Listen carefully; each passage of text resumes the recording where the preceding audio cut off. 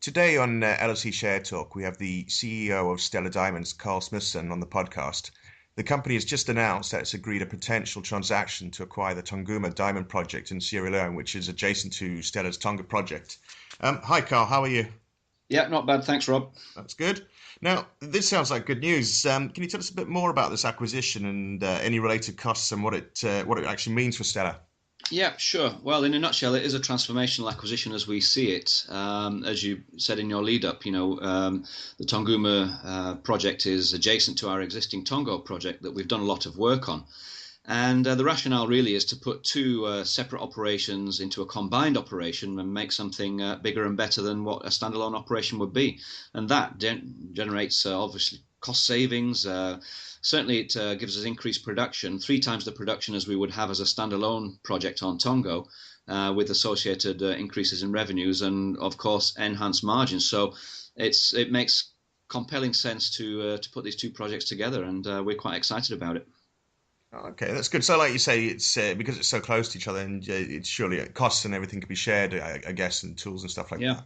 No, Yeah, that's yeah, that's right. And it's putting putting an increased resource on the table. I mean, for example, in Tongo we have 1.5 million carats in resource already. Tonguma has another 3.5, so that's 5 million carats combined. And then all the other kimberlites that are on the project that have been tested but not yet brought into resource essentially means that there's another 8 million carats at least that we can put on the table. So this is going to be quite a large operation. no. It sounds like it. In fact, I think I've seen that it's going to be the second largest in West Africa. Yeah, the second largest hard rock diamond mine, that's for sure. The largest being also in Sierra Leone, held by Octaya Mining, which is obviously the owner of Tonguma at the moment. They're mining in Koidu at around about 300, 400,000 carats per year, whereas our sort of, let's call it enlarged Tongo Tonguma operation would be in the region of around about 250,000 carats a year. So not far away, but definitely, as we say, it would be the second largest in West Africa. Yeah. Okay. So, what's going to be the plan now then? So, when are you going to look to actually get into production and do it as a combined larger project? Yeah, well, we've done a lot of work already on in terms of the negotiation and the due diligence required. AIM have come back to us and said, look, this is because you're acquiring a larger project. This is a reverse takeover. Fine, we're going through that process now, so we're looking at probably another 2 to 3 months of RTO process. Hmm. Part of the deal is that we need to bring the funding to this. And once that funding's in place, we're looking at being in production within 12 months. And we can do that because, as I say, a lot of work's been done already on both projects. There's a processing plant already in country that we're going to relocate and upgrade. And it's a matter of just, taking out the ore and processing it. So it can happen very, very quickly. Okay. So the first steps is all the regulatory Yeah. red tape that you've got to get through, I guess, and then, Yeah. like I said, Yeah, but we're down the line on that. It's all under control, and the key is going to be bringing the funding to this. And I should point out, as one would read from the news release, that the deal is that there's no acquisition cost to this for Stella, which is great. No upfront acquisition cost. We do bring the funding, minimum of $25 million. Yet once we're in production, we take that 25 million out as preferential recovery of investment hmm. before we then start paying royalties and dividends to the shareholders, which would be ourselves and Octare Mining. Oh, sounds good. Um, and what about exploration upside for these projects? I mean, is there opportunity to grow the resource and the mine life? I mean, looking at it now. Yeah, absolutely. As I said earlier, we've got 5 million carats in resource. That's already there. There are a number of different kimberlites on these properties. The resource is from three only, and there's probably another 7 or 8 kimberlites that we know are high grade and have equally high quality diamonds.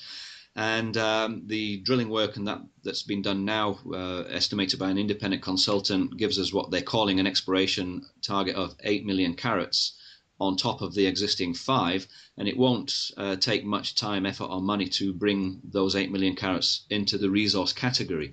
So, I'm looking at this as, yeah, we've based a mine plan on 5 million carats at the moment, but actually the reality is going to be much higher, over 13 million carats. Phew, that should be good. And, and obviously the capex is going to be affected by that. Well, absolutely. And if you just look at what we have at the moment as a standalone Tongo, as we call it, that's what we have in our stellar portfolio. Mhm. We've done a mine plan on that, which gives us a capex requirement of 25 million US.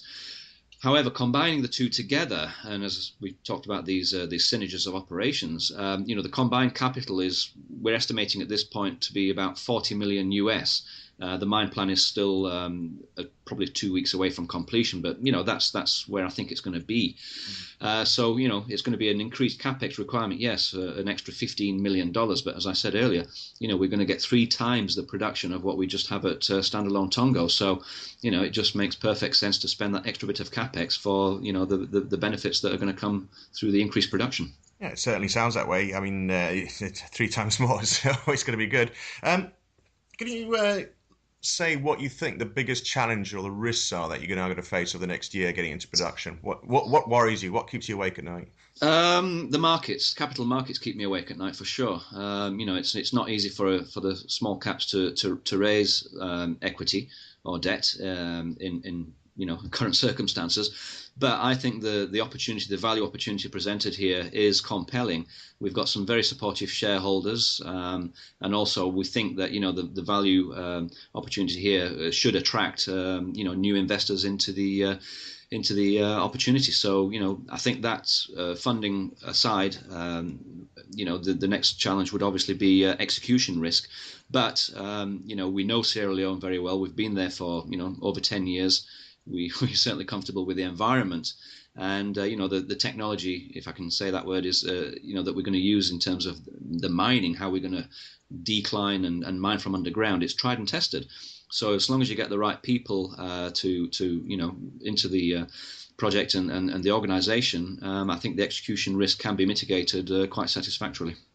You say getting the right people, and so I mean, the team you've got already, you're happy with that they can take on this challenge.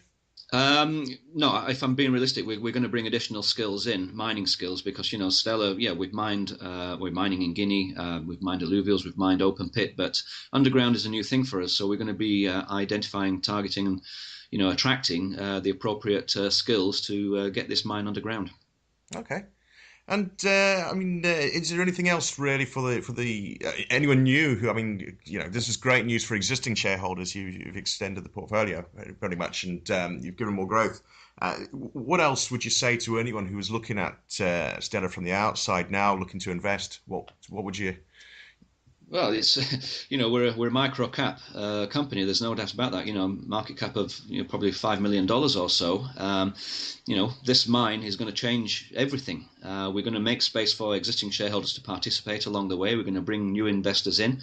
The company is going to change to be basically transformed from essentially an explorer / developer to a miner.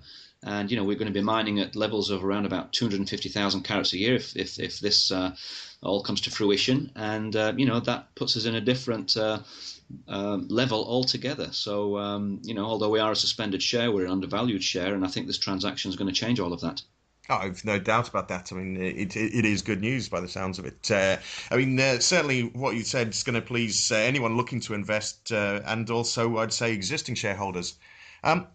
Carl, thanks for this and taking the time to talk with us. I'm sure you're going to have more news going on over the next 12 months when you're getting ready for production. Yeah, absolutely. There'll never be a dull moment. That's good to hear. Okay, thanks for your time, Carl. Okay, cheers, Rob. Thank you. Yes.